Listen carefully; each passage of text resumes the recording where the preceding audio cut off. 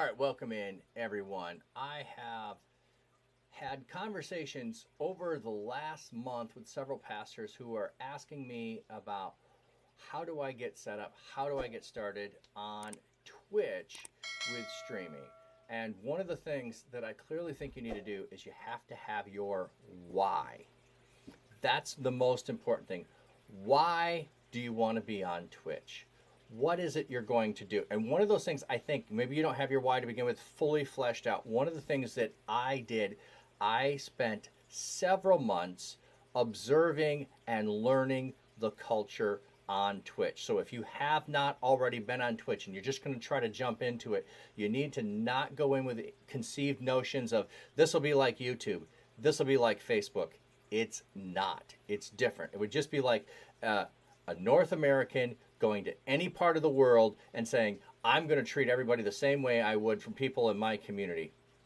Not going to be successful. You need to go in with a missionary mindset of studying the culture, getting to know the language, so to speak, and then engaging people where they are. So I'm going to flip over and we'll look at, oh, and I'm going to have to,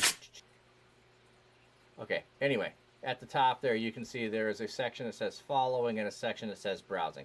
Over here are all of the streamers I'm following that are live. I can go look at them. I can go to games. So when you are spending time exploring, explore things. Like if you're a gamer, if you like a particular game, go learn the culture in that game. Go learn the language. IRL, that's real life. So that might be podcasts, that might be other things. Music, there's a lot of music. Esports, and creative, so art. So I'm just going to click on some of these as we go along. So games, you can see right now, this game is recommended. Why is it recommended? Because there are almost 80K people playing this new game, and that happens when new games come out. You can see here's my buddy Jate Live recommended here. He's playing the game.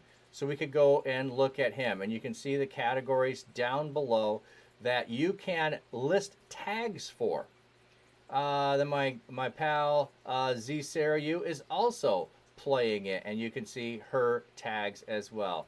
And then there are some more recommended game streamers. These are people I'm not following, and you can see them. So these are shooter games. I'm not into shooter games. I won't be hanging out there. Role-playing, RPG games. I might be interested in those. So Cobalt Core, Pokemon. Okay, so you can go find your community. If you're already into something, go hang out with those kind of games if that's what you like. Explore that and see what's going on. You can see here it looks like wrestling going on over there. So that's what you can have within gaming. You say, I'm not a gamer. No worries at all. Let's go IRL. Oh, look at the category, just chatting, like I'm doing right now. Also, this is where I go and I put it under just chatting and I read the Bible. You can do special events here. You can do talk shows and podcasts. So if you're already doing a podcast, you could do it live on your stream and do that as well. I'm thinking of exploring that as I do things. So you can see, it's just a person in front of a camera. That's what you got. Here you got 4 people in front of a camera. Music. You can go into music streams. I like music streams. They're kind of fun. You can do worship music. You can do other things. You can do playing things. You'll have a group of people that will follow you because they can recommend a song. So if you're thinking, pastors, on the level of doing worship songs, rather than thinking, and you can still go do full worship. There's and a whole worship service. Nothing wrong with that. What I'm saying is, if you want to generate connection with people, if you just let people make requests of songs and do a half an hour, do an hour stream of your music team, or some people who are on your music team, just doing that a couple of times a week, you can generate some connection with people and connect with them. Esports, these are going to be some of the big streams that are going on, competitions, those kinds of things. Look at that, 14K watching that. I don't know much in this area. I don't hang out there very often. And then creative. So you've got art, you've got making crafts, you've got food and drink, you've got software and gaming development. And so you can see here's someone, and here's they're sitting in the chair now, but someone doing art that's digital art. And you got someone doing Legos, it looks like, over here. Not sure what's going on there. and it's another language. So it looks like they're making chocolate. Ooh.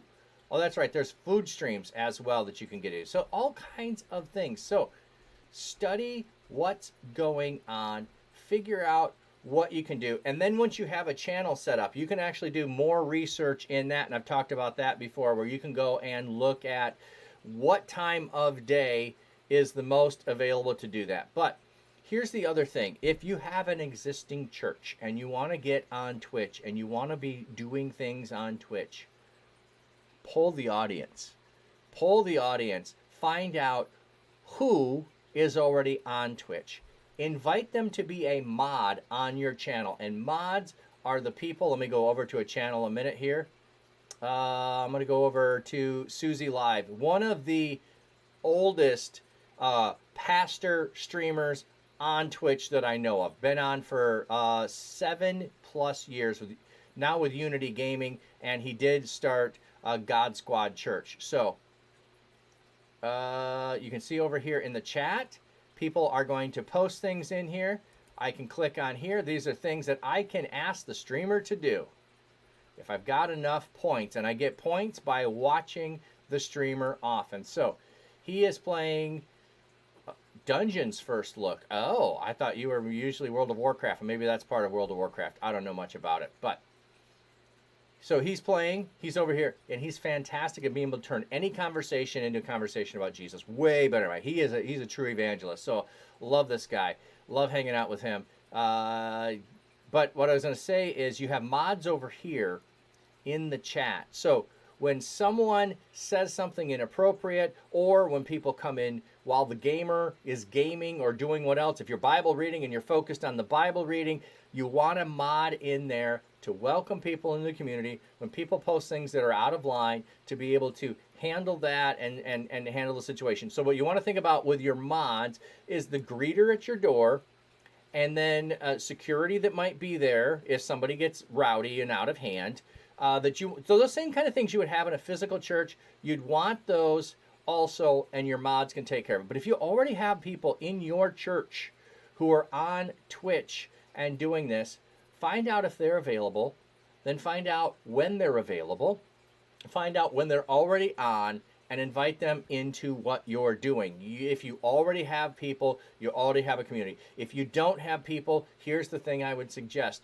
Start watching and following other streamers. Get your name known by watching and hanging out with other streamers before you launch your own. So while you're being a missionary, you're engaging in the chat, you're learning how things happen, you're engaging in the questions that are going on. And if you need help finding some Christian streamers to see how they're doing it, there's a lot of ways people are doing it. Like my buddy Jay Live over here, let's go. He wants his chat to be at least 50% people who don't know Jesus. So he lists family friendly there. I'm a pastor. I put pastor in my name. So you have those decisions to make. Who are you engaging and who are you building off of? So if you're in a reproducing disciples group, it's the discussion about, are you a Peter? Are you a Paul? Are you building off of the church and going into the world? Or are you going off into the world to start from ground zero? So it's those kinds of things that you would. Another bigger one. I don't watch Cross the Crown very often, but he has been pretty successful in what he's doing. And so he will go in a game and pick up people in the game. So, and then he broadcasts the game, but he will have a conversation with the people that he's playing on the team with. That's just a pickup game of, looks like Call of Duty he's playing. And then ask them questions, engage them around Jesus. So a little different approach. So you need to figure out your why. Why are you on here? Are you going to build up a community that's going to then send them out? Are you going out to the masses? Which direction are you going? How are you approaching things? And when you don't see the numbers showing up, how are you going to feel? Don't expect numbers to show up.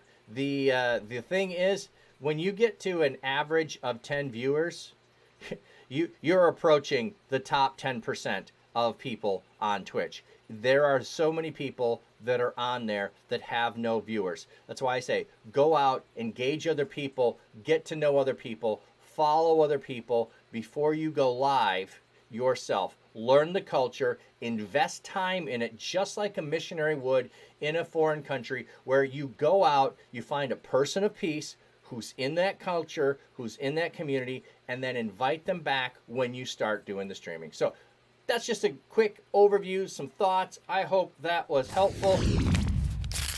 And if you're planning on doing Twitch and those things, you got other questions, feel free to ask me. If you want to speak with other people, I can show you plenty of other people. You can also decide, here's my time frame when I can go do it. Or you can go, here's when the people in my church are available, so I'll make myself available to do that. But whatever it is, God bless you. You're thinking about going and reaching gamers and other creative people with the gospel of Christ. And I hope God blesses what you're doing.